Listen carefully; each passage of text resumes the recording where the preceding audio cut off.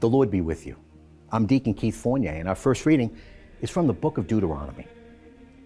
Put this question then to the ages that are past, that have gone before you. From when God created the human race on earth, was there ever a word so majestic, from one end of heaven to the other? Was anything like it ever heard? Did ever a people hear the voice of the living God speaking from the heart of the fire as you have heard it, and remain alive? Has it ever been known before that any God took action himself to bring one nation out of another one by ordeals, signs, wonders, war with mighty hand and outstretched arm, by fearsome terrors? All of which things Yahweh your God has done for you before your eyes in Egypt.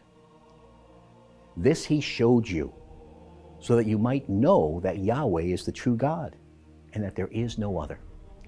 To instruct you, he made you hear his voice from heaven. And on earth, he let you see his great fire.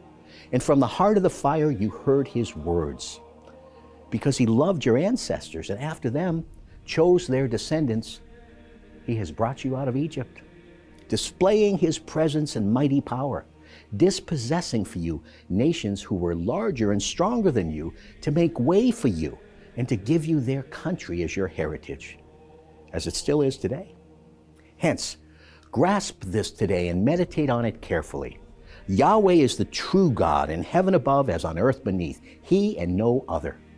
Keep his laws and commandments as I give them to you today, so that you and your children after you may prosper and live long in the country that Yahweh your God is giving you forever.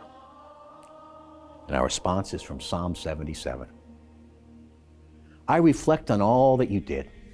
I ponder all your great deeds, God. Your ways are holy. What God is as great as our God? You are the God who does marvelous deeds, brought nations to acknowledge your power, with your own arm redeeming your people, the children of Jacob and Joseph. When the waters saw you, God, when the waters saw you, they writhed in anguish. The very depths shook with fear. A reading from the Holy Gospel according to St. Matthew.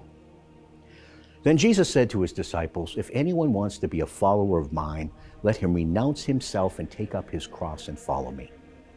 Anyone who wants to save his life will lose it, but anyone who loses his life for my sake will find it. What then will anyone gain by winning the whole world and forfeiting his life? Or what can anyone offer in exchange for his life? For the Son of Man is going to come in the glory of his Father with his angels, and then he will reward each one according to his behavior. In truth, I tell you, there are some standing here who will not taste death before they see the Son of Man coming with his kingdom. The Gospel of the Lord.